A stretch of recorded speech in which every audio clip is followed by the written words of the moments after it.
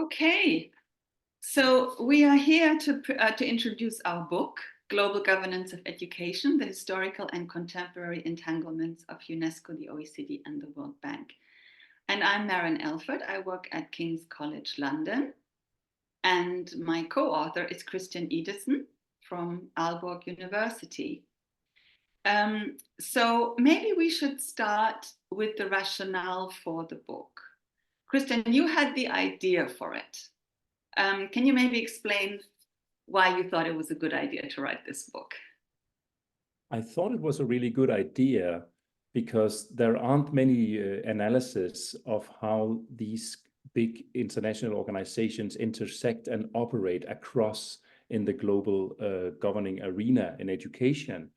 And since you had done a lot of work on UNESCO and the World Bank, and I had a project once about the history of the OECD, and also I was involved in a project on the history of UNESCO, I thought it would be a good idea to put all the archival material and some of the interviews that we did together to compile that into some kind of where we can draw from, because to be honest, sometimes you don't use all your materials, and putting them together seemed like a good platform for doing this kind of book.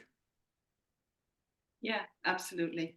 And there's also a lack of research, right? There's a lack of attention to the interrelations between the international organizations.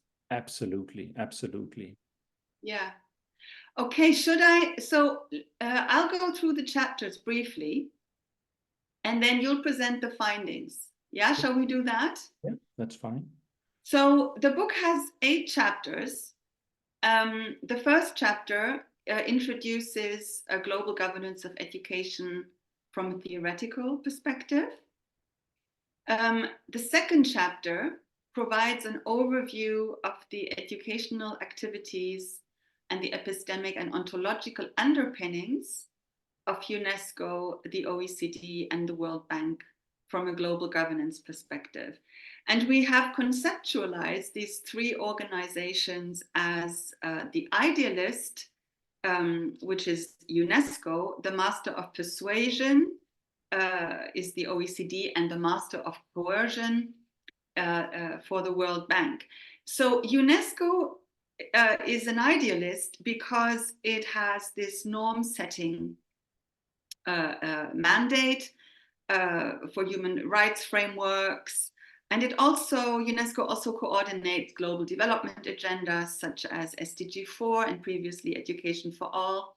And the OECD is a master of persuasion because it derives its authority from the generation of expert knowledge and research and exerts soft power. And the World Bank can be conceived as the master of coercion because the World Bank's policy influence is, of course, financially driven, and funding contracts with loan receiving countries are tied to conditions. So chapter 3 focuses on the turf struggles between UNESCO and the OECD in the 1960s, the rise of the international expert, and the intersections between international organizations, the United States government, philanthropic foundations, and universities, from which a system of global governance emerged. Chapter 4 focuses on the struggle between UNESCO and the World Bank over education for development. And the chapter discusses in particular the World Bank UNESCO Cooperative Program, which lasted from 1964 to 1989, and the Education for All initiative, where these 2 organizations also collaborated. Chapter 5 sheds light on the collaboration and competition between UNESCO, the OECD, and the World Bank with regard to education statistics.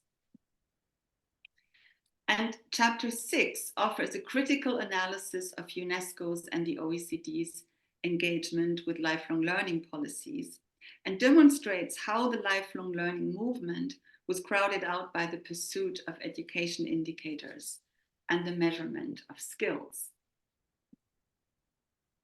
So chapter 7 presents an analysis of UNESCO, the OECD, and the World Bank as a social network, and traces the biographies and influence of key people working in these organizations in key positions. And we explore 3 case arenas in particular: the creation of the International Institute for Educational Planning, the IIEP, the travels and correspondence of Mats Hultin, who was a former head of department of the Swedish Ministry of Education and a World Bank staffer between 1965 and 1984, and the role of Andreas Schleicher in the formation of the OECD's indicators and PISA complex. And then chapter 8 reiterates and ties together the key arguments of the book and relates them to contemporary developments. Okay, Christian, do you want to present the main findings? Yeah, sure. I can say something about that. I think, yeah, as you show here on the slide, the one of the key findings is how UNESCO lost out against the World Bank and the OECD.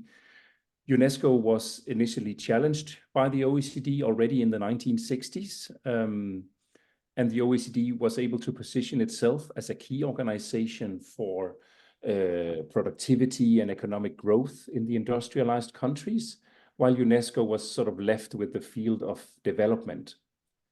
And then later on in the 70s and 80s, the World Bank, with increasing strength, built its own expertise and resources in education and overtook UNESCO's role as a leading policy shaper for education in developing countries.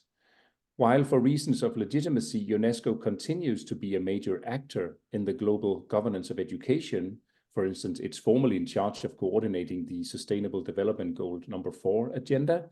Its autonomy has severely been diluted by the economization of education and by the constraints of tight money. A second finding relates to the interactions between international organizations and states. So we clearly show on multiple examples how the United States has used the OECD and the World Bank to pursue its national and also geopolitical interests, but they sort of lost interest in UNESCO. The US increasingly considered UNESCO to be a difficult and unreliable partner, and that furthered then the rise of the OECD and the World Bank.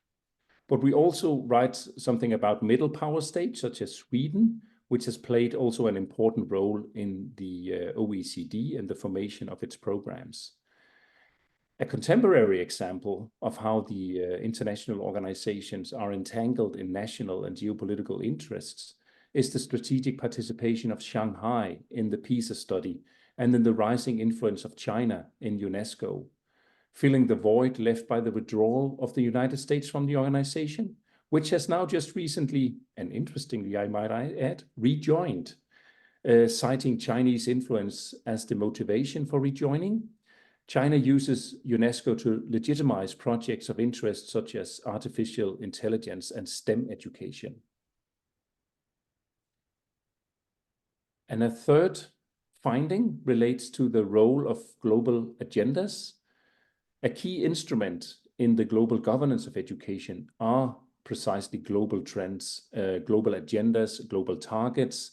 The UNESCO-led Sustainable Development Goal number 4 framework is providing the impetus for the OECD also to expand its testing empire, and the World Bank to implement the measurement of learning outcomes, agendas that are actually counter to UNESCO's philosophy. We argue that Sustainable Development Goal number 4 constitute a self-serving agenda for international organizations and benefits to some extent corporate interests over the interests of low-income countries that the global agenda is allegedly serving. A fourth finding relates to the boundary work, and this has been one of the key focus areas in the book right from the start. And what we found here, interestingly, is that we find that this boundary work or this intermeshing between these 3 organizations often takes place in what we call third-party structures or sort of semi-autonomous bodies, such as the OECD's CIRI, that is the Center for Educational Research and Innovation, and also UNESCO's International Institute for Educational Planning. they sort of serve as intermediaries to some extent, and thus facilitating the boundary work between these organizations. And a fifth finding relates to the homogenizing effects and isomorphic tendencies that we clearly find in the global governance of education. So, for instance, in the name of universal goals, such as education for all, international organizations are in the business of self-preservation and perpetual expansionism. In chapter 4, where we discuss the history of the UNESCO World Bank Cooperative Program, we illustrate the bank's expansionist and isomorphic tendencies. These tendencies are also visible in the evolution of the OECD that has constantly reinvented itself in order to find new areas of activity and legitimacy. And actually, in making this point, our analysis also casts doubt on the discourse of country ownership over programs in these organizations. And a sixth finding relates to the shifts in the global governance of education from multilateral governance to multi-stakeholder governance. What we mean by that is that non-elected and mostly corporate or philanthropic partners are invited into the intergovernmental sphere, which we see as actually a problematic development, which is not very clearly defined and can actually be quite obscure, to be honest. Okay. So our book, of course, has its limitations as well. So because we focus on these three organizations, UNESCO, the OECD, and the World Bank, we neglect other important organizations and actors of the global governance of education landscape. And of course, there is also, as we focus on the global governance perspective, there is a lack of adequate attention to micro perspectives in terms of how these global influences play out at the country level and how national and local actors engage with or resist these influences. And we actually, we are aware of that, and we actually conclude with that. So that's how we finish the book, that we need to pay more attention to voices and initiatives that resist the hegemonic and expansionist and self-serving nature of the current system of global governance of education. Well, yeah. Would you like to add something to that? Well, I think, yeah, sure. There are these limitations, even though, I mean, I would say that we do involve also the IEA and the Global Partnership for Education to the extent that it sort of come up in our analysis. But I would just say that this book is certainly a first step in actually perhaps putting some analytical power into this this whole intersection between the international organizations, and more work needs to be done there, clearly, in order to understand the workings of global governance and education. So this is also for us, I would say, an ongoing process, right? Yes.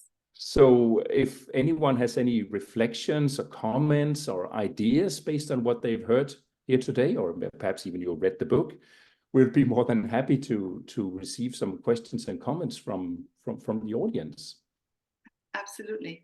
Okay, thank you very much. And we'll stop here.